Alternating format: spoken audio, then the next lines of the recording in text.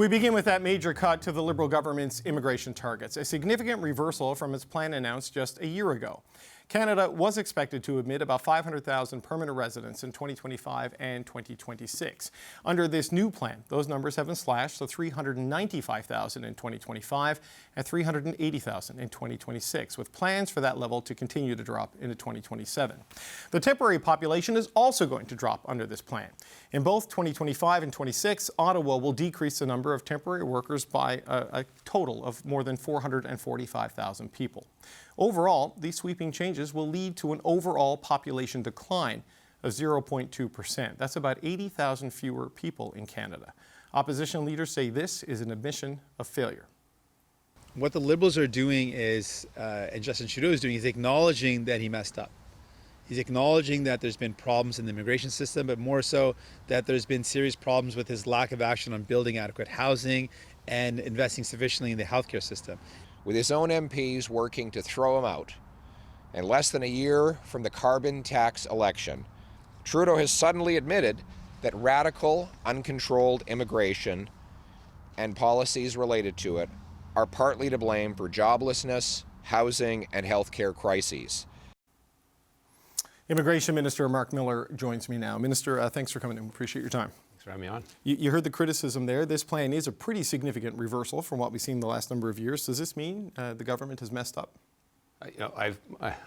I'll address the fact. I heard Pierre Poilievre. I've never heard, and he's an immature guy, an even more immature analysis of the situation.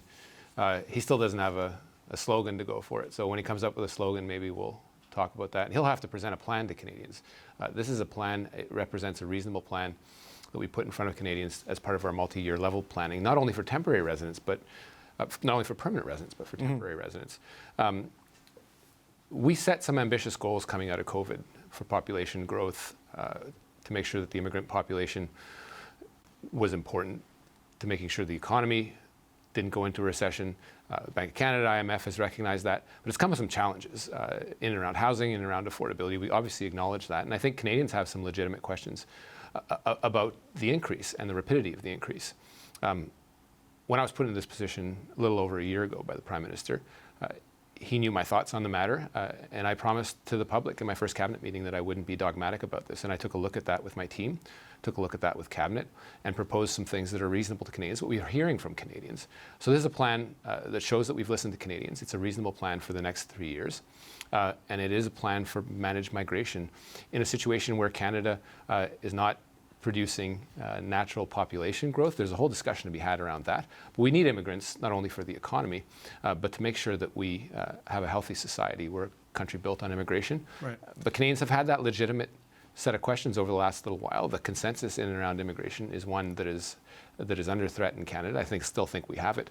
But I don't want to get myself into a situation like a country to the south of us or other countries in Europe where that immigration consensus is broken. And this is a plan that brings forward something that's reasonable for all Canadians, including newcomers. But it's a shift from a plan that, as you mentioned, was about driving population growth, driving economic growth, to now you're essentially trying to engineer, or I don't know if you're trying to engineer, but the consequence of it is population decline over the next couple of years. I mean, that's not just a slowdown of what was there. That's a bit of a reversal, right? So, I mean, is that an admission that where things were going was not only fraying the consensus, but was just the wrong path for Canada? I think the Prime Minister was quite clear today, David, that we own the fact that we didn't get the mix right. That isn't to criticize the quality of the immigrants that have come to this country. The skills that we require and the points that we require for people to become permanent residents is something that is not easy, and it is selective. Permanent residency is something that is hard to get, so too Canadian citizenship. It should remain so, but it also needs to be tailored towards the needs of the economy and factor in the impact that that can have on things like affordability, on things specifically like housing. I think also in the temporary residence space, there has been a significant growth over the last few years, right, to 7% of the population. And I acted quite swiftly to slash in international students and the programs that support them, and probably got a little overheated. And that's a responsibility that falls squarely on the shoulders of provinces and the institutions that they regulate. There's a lot of work to be done here. The portrait that I put forward today, I think, is more complete than it was last year, and is one that really shows a snapshot of where we are going in the next 3 years. And I think fundamentally it's reasonable, and it shows we're listening to Canadians. I mean, we've talked a lot about the international student issue, and I know there became a reliance on institutions to get tuition from abroad to compensate for underfunding provincially, but it was the federal government who approved the numbers to come in, right? So there is a shared burden there. But on getting the mix right, the economic numbers are going down quite substantially, the economic immigrants. And we've seen some concern already from provinces like Newfoundland and Labrador and New Brunswick, where they're relying on immigration because of the acute population challenges in the East Coast. The total economic numbers are now by about 70,000 a year. I mean, that's a significant hit in the labor supply. Susan Holt, who just won the election, said there's not a long-term care home in New Brunswick that can operate without immigrants, and we need them to build houses. I mean, what do you think the ripple effect of that decline in the economic class will mean? Well, what happens in terms of the proportion of the economic class is that it is still significant, close to 60%. It's what the consensus of economic actors, chambers of commerce have been asking us. But in raw numbers, it is down. But the raw right? numbers, there are drops. What we are also doing is telling provinces that you haven't been responsible over your provincial nominee programs, where provinces come and bring in immigrants and then criticize the federal government federally for bringing in too many.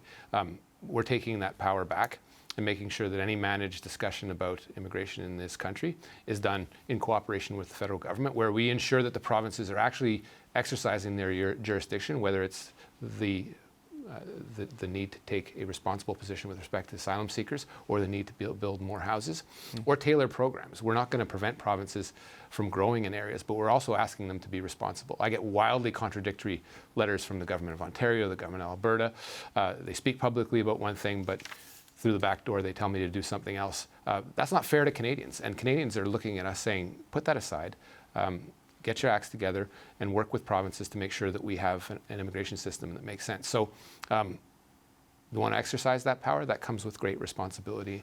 And I don't need to quote Uncle Ben or Luke chapter 12:48 to prove that. But the reality is that there is some responsibility. Provinces haven't been exercising it properly, and we're taking that back. But you know, if you reduce the number of economic immigrants coming in, either through the provincial nominee program or just the overall program that you're using, I have heard federal ministers talk about we need people to meet skill gaps in construction to build the homes that are desperately short of. We need people to work in healthcare. I mean, whatever's happening with the provincial nominees program, there is now a smaller pool of people coming in, and those shortages and those needs are still very acute. So how do you solve for those problems when you're taking these steps to reduce the overall numbers?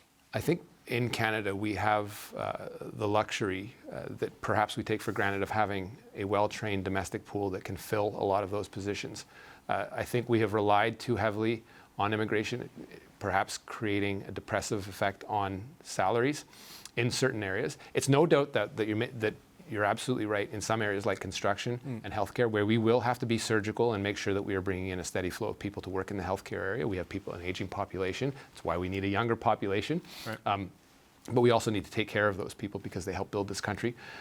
We also, in the construction area, where we have a lower proportion of people that are from immigrant populations, make sure that we are bringing in, because we can't train people fast enough to build all the infrastructure that we've promised to build. So there will still be a space for surgical, targeted immigration. We still need to get it right.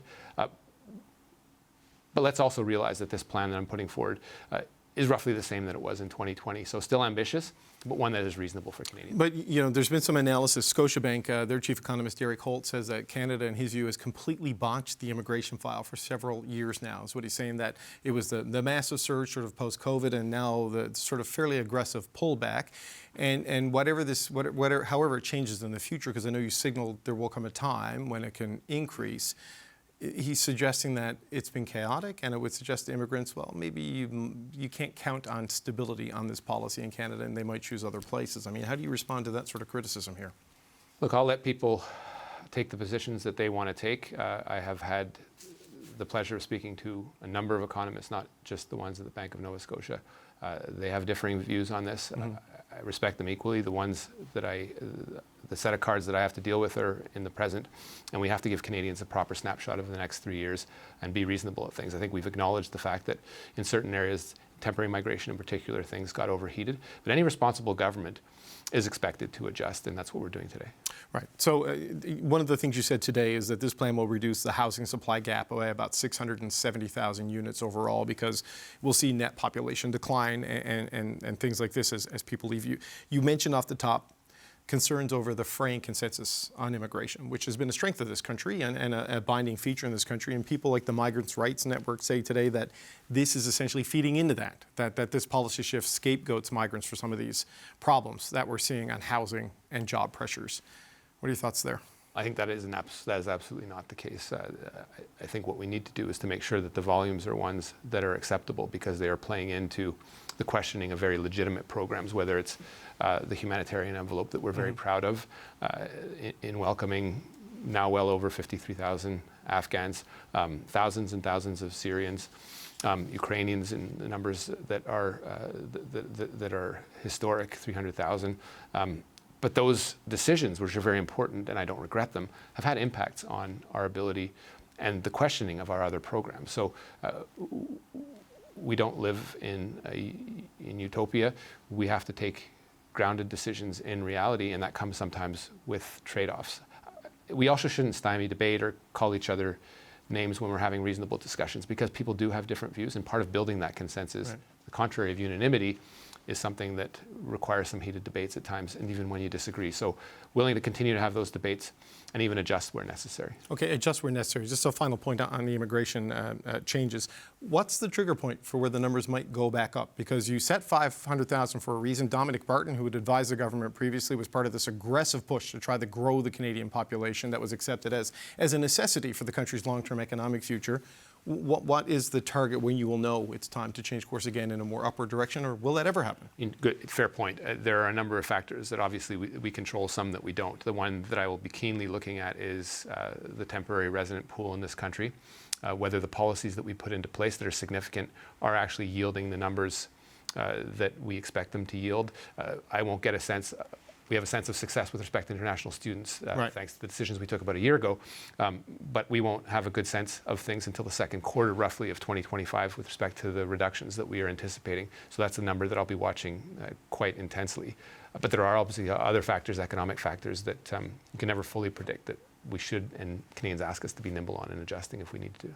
Okay, while you're here, I have to ask you about what's happening inside the Liberal caucus. I'm sure you anticipate it. You've spoken a lot about it the last couple of days. The Prime Minister was asked to think about his future yesterday in that caucus meeting. He said he'd take it back and reflect on it, and today he said he was staying well in advance of the October 28th date that the people who signed this letter that was presented in caucus yesterday, an unsigned version of it, wanted. I just want to play you some clips of some of the reaction from people today and just get your reaction on the other side. Just listen to this. Do you feel like took enough time to reflect?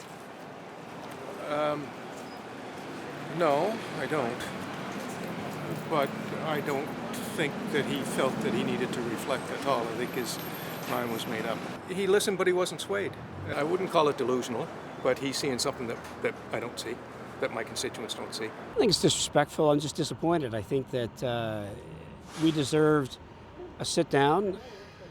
You know, I heard about it when I was sitting in committee. I was like, no, he couldn't have come back that quick, but he did. So, you know what? We'll just have to deal with that. So, Marc Miller, I know you're a staunch supporter of the Prime Minister. You've known her for a long time, since before you were both in politics. What do you make of the reaction there from some of the MPs who we know were part of this effort, and where does this leave the caucus now? Well, I think first it was, I'd rather not be talking about this, and I've been quite harsh towards my colleagues that have been, some have been doing things in so the back rooms as opposed to saying to his face. All I asked is that they say it to his face, and they did. I respect them for having done that in an honest way, and what I saw during those conversations, even though I can't share them on air, are people that profoundly respect each other, even though we disagree with the approach. We're all squarely focused on defeating a very toxic Pierre Poilievre in the next election. How we do it is still subject to debate. Some people don't obviously support the Prime Minister, but I don't think anyone should think that we're all fighting. I've had more fights with the Prime Minister in 40 years than probably anyone. It's always been to his face, and we sort things out. I'm not always right, and he's not always right, but we figured it out. A professional relationship with colleagues in caucus where you're running the country. I think Canadians expect us to be mature, sort it out, and people in front of each other, have honest conversations. Again, this is their deadline, not his. The Prime Minister's mind is made up.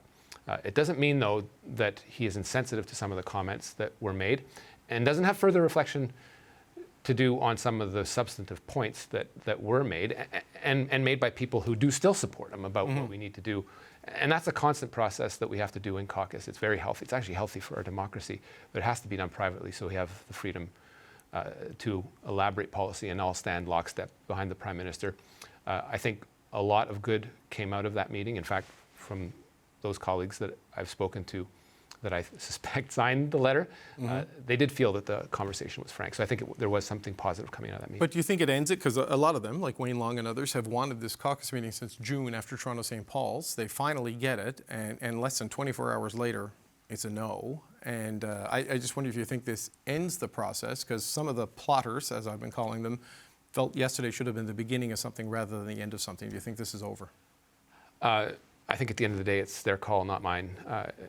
All we ask is that we have these conversations in private, to our faces, and in a respectful way. And after yesterday, I have full confidence that we'll continue to do that. And not here in a television studio with me. You mean? All right. Immigration Minister Marc Miller, always appreciate the time. Thanks for coming in, sir. Thanks, David.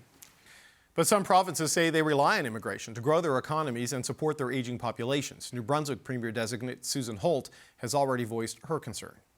I don't think there's a long-term care facility in New Brunswick that would be open today if it weren't for the newcomers that have come to help care for seniors in New Brunswick. And I don't know how we're going to tackle our housing challenges if we don't bring in more people who have those construction skills that we need to help us build the homes that New Brunswickers need.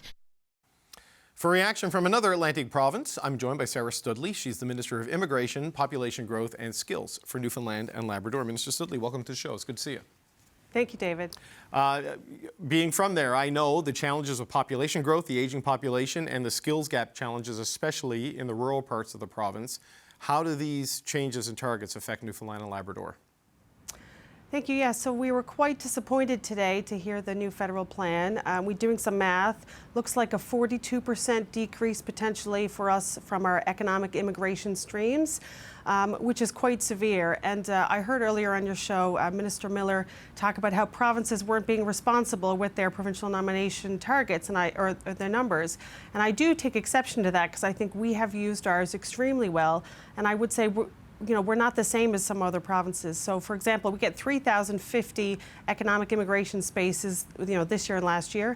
And of those, we brought in 600, or we nominated 600 healthcare workers, of which 212 were nurses, another 52 early childhood educators. And also we have to use that number to convert the Ukrainians that are here into permanent residents. So those numbers are extremely important for our economy, and a cut of 42% will have a lot of consequences. Okay, so just to walk through a little bit of that, so there are a lot of Ukrainians there, as you say, because I know the Premier and Jerry Byrne, I believe it was the minister, they sent relief flights to Poland to bring people back to Newfoundland and Labrador to find safe haven, and many of them have integrated into the economy there. But that number you talked about, the 3,050, is that the number getting cut by 42%? So you're going to get about 1,600 people in that category in these years instead of the 3,000 you were counting on? Yeah, so the 3,050 makes up of two programs, the Provincial Nomination Program and the Atlantic Immigration Program. Right. And so between those two programs, when you look at the numbers, assuming we get a proportional cut, it works out to a 42% cut. I think it's 1,700 and something. Right. Which would be quite severe, and we've been working hard to bring in nurses, doctors, paramedics, early childhood educators, to expand our $10 a day childcare, and residential construction workers. So I guess I wanted to plead with Minister Miller that we're not all the same. I know Minister Miller talked about the temporary foreign workers across the country and how he wants to bring the number of temporary workers in Canada down to 5%. Well, in Newfoundland and Labrador, we're at 1.65% temporary workers. So we're certainly in a different position than the rest of the country. And we would plead with him to keep our 3,050 spaces. It's extremely important for our economy. So on that point, because the population of Newfoundland and Labrador is about, I think it's just 500,000. Yeah.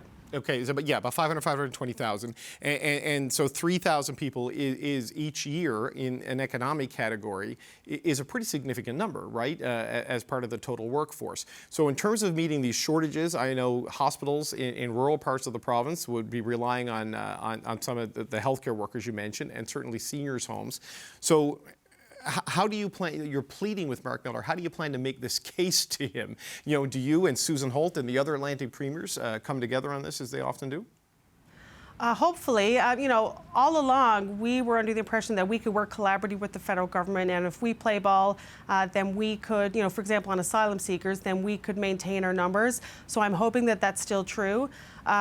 Within the mix today, it's a very complicated system, but there's introduction of a new category which we don't have much information on, which the federal government will get full power over. So I'm hoping that they can carve out a portion for us for that, because we need, honestly, more than the 3,050. And so a cut of that for 42% will have a significant impact. And of our provincial nomination program, for example, we see 60% of those go and settle in rural Newfoundland and Labrador. So this is not only an issue for urban, but really an issue for Newfoundland and Labrador as a whole. I know I've spoken to Minister Miller a few times about the immigration challenges in the country over the past year. Certainly when the international student visas, he took the axe to that number as well, because there had been, I think it is fair to say, and I don't believe Newfoundland and Labrador falls into this category, but Ontario certainly did increase the number of spaces in their private college system and some of their even public-private systems, where just the enrollments went through the roof of international students as they turned to them to offset the cash losses from less funding from the provincial government. So does Newfoundland and Labrador agree that there have been some, I don't know if it's bad actors, but some irresponsible choices made by provincial governments when it comes to how these various immigration programs have been administered and used? Well, I guess from Newfoundland and Labrador's perspective, we've actually seen the number of international students at Memorial University decrease over the last, 3 to 5 years. So I certainly don't think that, Memorial University, I don't want to speak for them, but we don't see that they're using international students as a cash cow, as Minister Miller suggested some post-secondary institutions in Canada are doing. I think we have a unique situation. We have a much lower percentage of temporary workers in Newfoundland and Labrador, 1.65% compared to federal government now trying to get down to 5%. We've also seen housing starts up 17% year over year in September for urban housing starts, where I know the rest of the country is seeing, or on average, a decline. So we really hope that Newfoundland and Labrador is seen as special. We think it's special. I know you do too, David. Of course. And from an immigration perspective, I believe it is too. And we need to keep our 3,050 number. Otherwise, realistically, we're turning away early childhood educators, doctors, and there's people here living and working here who are going to have to leave. And so this is a big problem, and we really need to keep our numbers. But I wonder if what your thoughts are, Minister, on the bigger picture that has definitely emerged over the past year. A lot of temporary foreign worker increases, primarily so some sectors can keep wages down. Right, using people to work in minimum wage or above minimum wage retail, rather than seeing wage increases going up, or in food servicing, that there has been an over-reliance on temporary workers to deal with those things, and that the pace of the immigration, which they set, admittedly, here in Ottawa, has gotten a bit too high, and the housing market and schools and healthcare systems shouldn't keep up with it. So I know the 3,050 economic immigrants are key to you, but overall, do you think the federal government did need to do something about just the inflows of new people across the board? I can certainly see, I've heard Minister Miller talk about the fact that we need to get people who are currently here into work, upskilling them, get them back to work. I can't disagree with that. I guess from a federal government policy perspective, though, on the other hand, we've seen Minister Boissonnault cut our labour market funding from the EI fund. He's cut that $16 million. So on one hand, we do need the economic immigrants to fill our job vacancies. If they want us, we want to help people build up their skills, get back into the workforce, whether they're EI eligible or not. But they cut our budget from that 16%, and so $16 million. Right. And so we're currently evaluating the impact of that. And so it's almost like we're being, having our hands tied, behind our back on a few different fronts. So these are all pieces of the pie, and we have a growing workforce in Newfoundland and Labrador. We need to build more houses. We have a lot of infrastructure ambition as a province. We need more healthcare. We're undergoing a major healthcare transformation, and we can't afford any downtime in our aggressive healthcare recruitment in particular. Okay. Well, Sarah Stoodley, please let us know if Marc Miller hears your pleas. Sarah Stoodley, the Minister of Immigration, Population Growth and Skills for Newfoundland and Labrador. It's good to have you on the show, Minister. Thank you. Thank you, David. Opposition leaders, not surprisingly, say this major policy reversal is an admission of failure by the government. What the Liberals are doing is, and Justin Trudeau is doing, is acknowledging that he messed up. He's acknowledging that there's been problems in the immigration system, but more so that there's been serious problems with his lack of action on building adequate housing and investing sufficiently in the healthcare system. With his own MPs working to throw him out, and less than a year from the carbon tax election, Trudeau has suddenly admitted that radical, uncontrolled immigration and policies related to it are partly to blame for joblessness, housing, and healthcare crises. Okay, we're going to bring back the power panel to talk about this. Andrew Thompson, Shachi Kurl, James Moore, and Cameron Ahmad. Andrew, this is a big change in where they were going. From 500,000 permanent resident targets to below 400,000. Cuts in the economic class after years of saying we need to drive population up to drive growth and fill labor gaps. They're now saying it's gone too far, we need to scale it back. What are your thoughts? It's a big change, but they're obviously needing to bring it back to where public opinion is. And that's probably been the most important piece, is that the consensus has been broken. The work that was done, if you think back to 2015, the outpouring of support that Canadians had for bringing in Syrian refugees, we haven't seen that subsequently. They haven't built that kind of a case.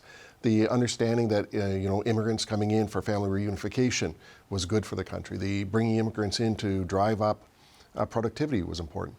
Somehow each of the decisions they made were on the belief that Canadians always wanted more immigration without understanding they wanted it in particular classes, and it had to be for particular reasons. Now, they're not alone in this. I mean, I will say that certainly the provinces, I look at Ontario's Conservative government in particular, did more than its fair share to break that consensus with what they did in terms of opening up the doors for the for-profit colleges to bring in whoever they wanted. Right. But I think what is happening here is that this government is desperately trying to rebuild that consensus and figure out how to get back into the good graces of the Canadian electorate. James, do you think the consensus is broken or under stress? Because this is not just a scaling back of numbers. This is going to engineer an actual population decline in the country over the next 2 years, which is something we've not seen in a long, long time. Where do you think things are with this?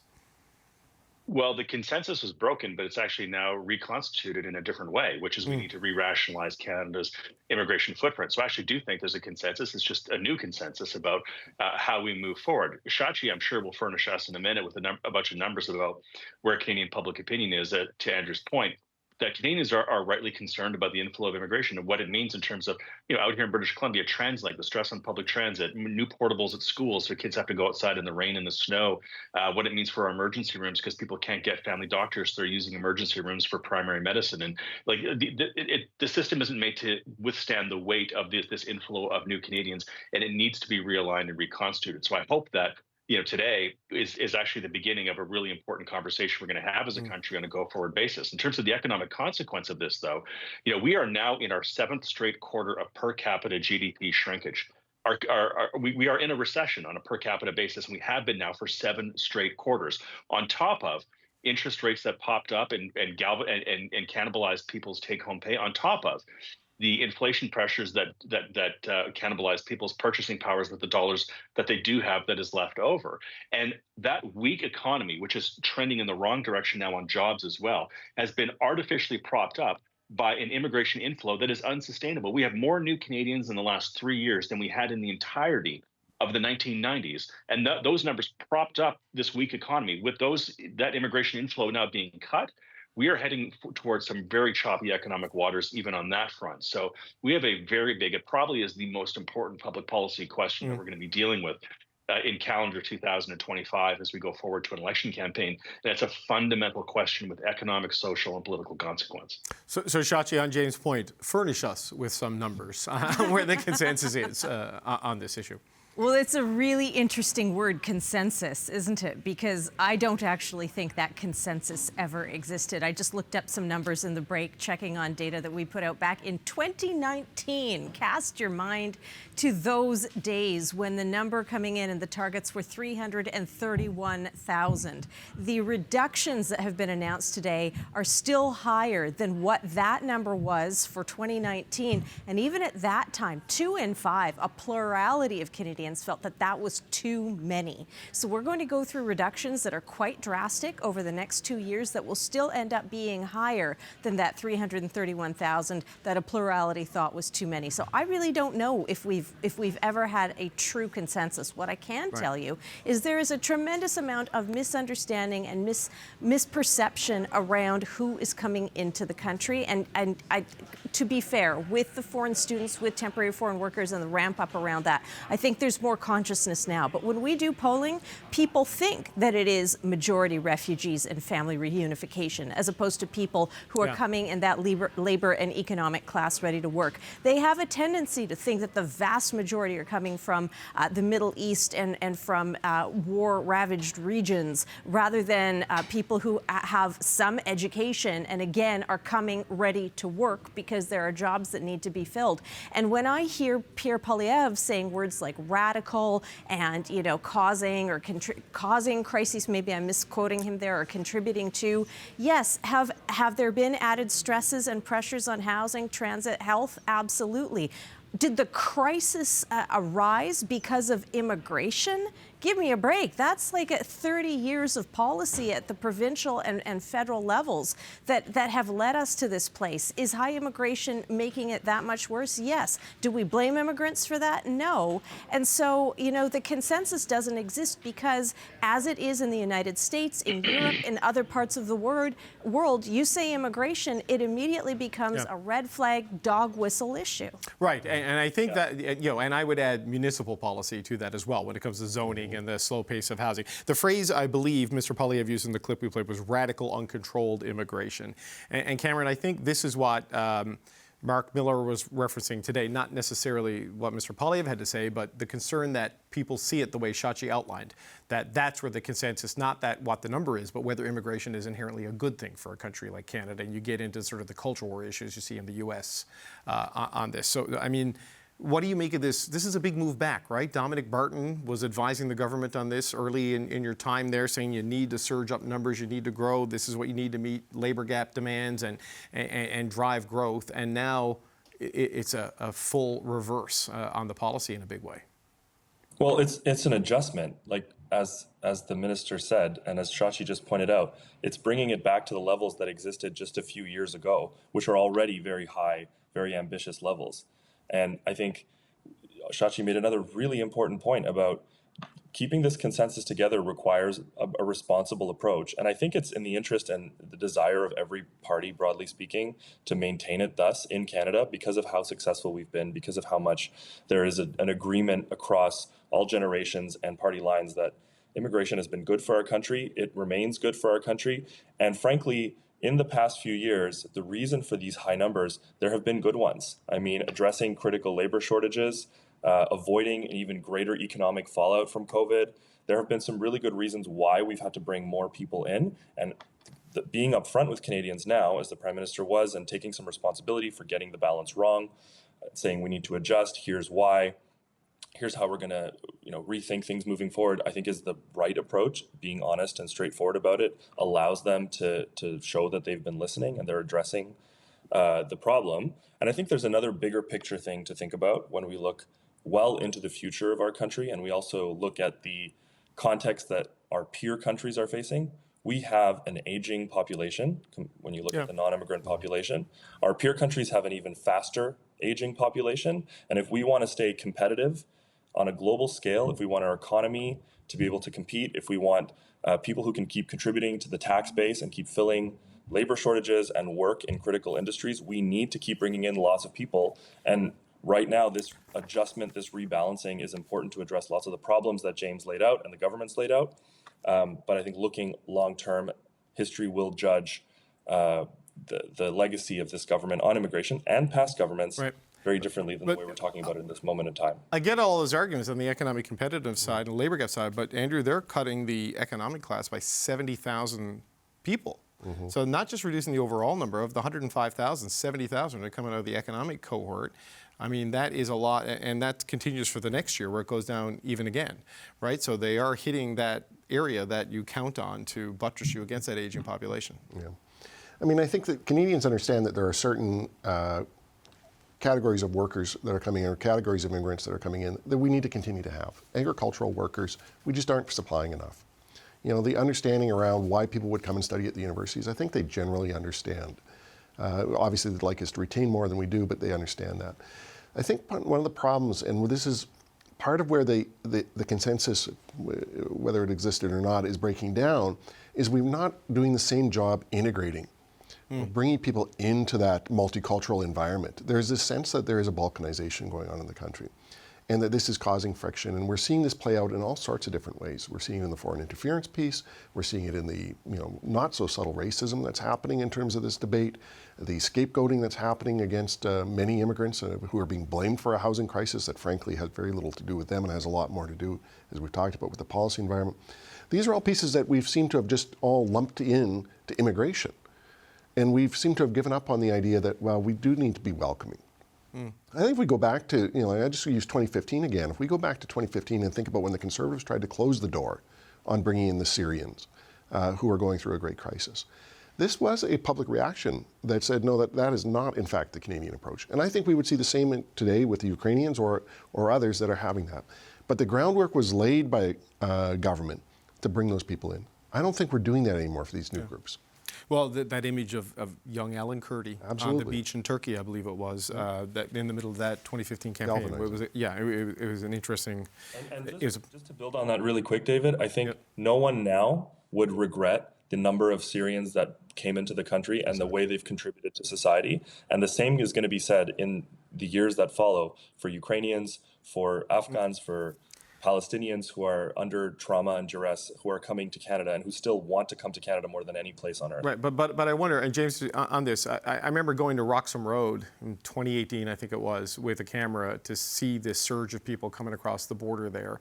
And they were fleeing the risk of deportation by Trump. A lot of Haitians who they're in temporary protected status. They're in the microscope again in that election. Nigerians trying to come into Canada. And I wonder if that sort of movement and those images, like of people coming across the border like that and concentrating in very specific municipal areas primarily, if that has colored how people view this larger debate about immigration, because it was so powerful, and as Shachi points out, people are conflating sometimes asylum seekers and refugees with economic immigrants. Yeah, but you hope that government policy is based on ration, reason, evidence, not on emotion. The urgency of a dynamic may be juiced because of a certain emotional consequence or a spike of a tragedy that's happening around the world. But on a go-forward basis, through all the system of inflows of migration into Canada, whether it's refugees or economic status, I mean, there are all kinds of ways in which people can come to Canada and participate. People who are here, they want to make sure that those inflows do happen, but it's to scale and that the country can absorb it, that our infrastructure, our schools, our hospitals, our roads, our social programs, that all of these things can withstand the expectation of those who are coming to Canada, who want to come to Canada and to be fully engaged, participating citizens in Canadian society and be tax-paying, law-abiding Canadians, that our systems are capable of withstanding that. And there's evidence everywhere that our system can't withstand it right now, that there are problems all over the place. And it's not to blame new Canadians or immigrants that our housing system is falling apart. Our housing system is falling apart because it's not keeping up with the inflows. And part of this is, some of this is acute because the backlog that happened as a consequence of COVID. But this has been a conversation that's been longstanding in need of having an address to.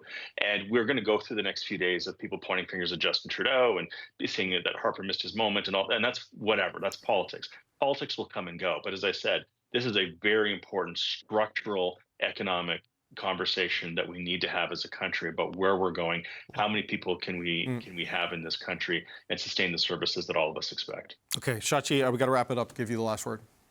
Okay, so I agree with James around the importance of this conversation, and because it does get so politicized, we cannot really have a rational conversation about immigration in this country without everybody losing their minds. But when James talks about, and Andrew talks about particularly the importance of skills matching, right? Are we bringing in people from the right backgrounds who can do the jobs that are desperately, wanting because of a lack of skills and qualifications ramifications. We need personal support workers in this country for the elderly. We don't need more commerce grads. We need people who can build houses in this country. We have a problem and a gap there. So it's really about filling gaps. Yeah. But the other piece of it, I'll say this really quickly, I know you got to wrap, David, is that, you know, Canadians have had this smug sense of exceptionalism, that we're somehow less racist or more open or more welcoming. We've done that and achieved that for two reasons. One, we've had one of the most controlled